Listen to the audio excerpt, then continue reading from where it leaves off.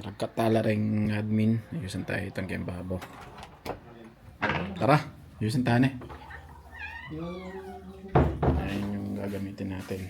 Yung mga PVC. At saka syempre kailangan natin yung mga kulay blue. Saan napunta yun?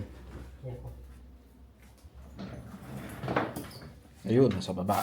Yan. Kailangan natin yan. Rooftop. Yan yung view natin dyan, oh.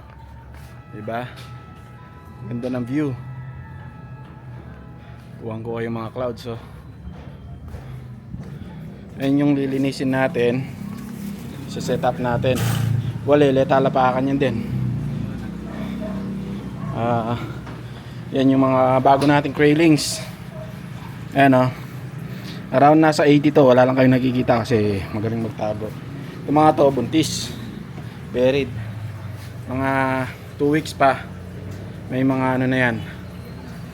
Tapos ito yung mga malalaki natin na tinatawag nilang Toguro line. Kita na pa, oh. Hindi na pa. At yung mga bagong setup natin ng mga trios. Ayan sila.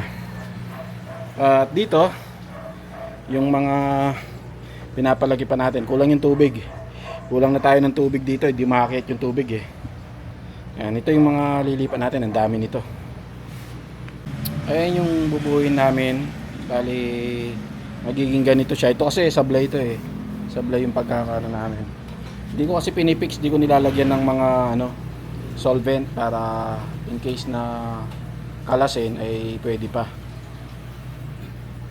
Ganyan para maging apat na yung dito natin. Kulang-kulang talaga yung tubig namin eh. Hindi yung makakit dito kasi sa rooftop. Tingnan nyo yung tingnan nyo yung hulap. Grabe, parang parang nasa taas lang ng bubong. Ayan na yung finished product natin na sa ngayon hindi siya pantay kasi mga payag namin na hindi pantay-pantay.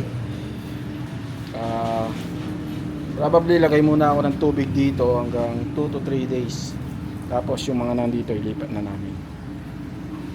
Tapos dito kasi meron pang railings, baka pwede ko na rin nilagay yan dyan dito para lumaki na. Ayan, sakto, umulan.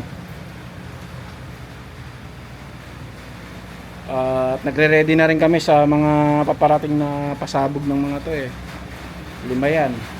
Sabihin na natin, lang 250 plus worst case scenario na yung 250 na yun.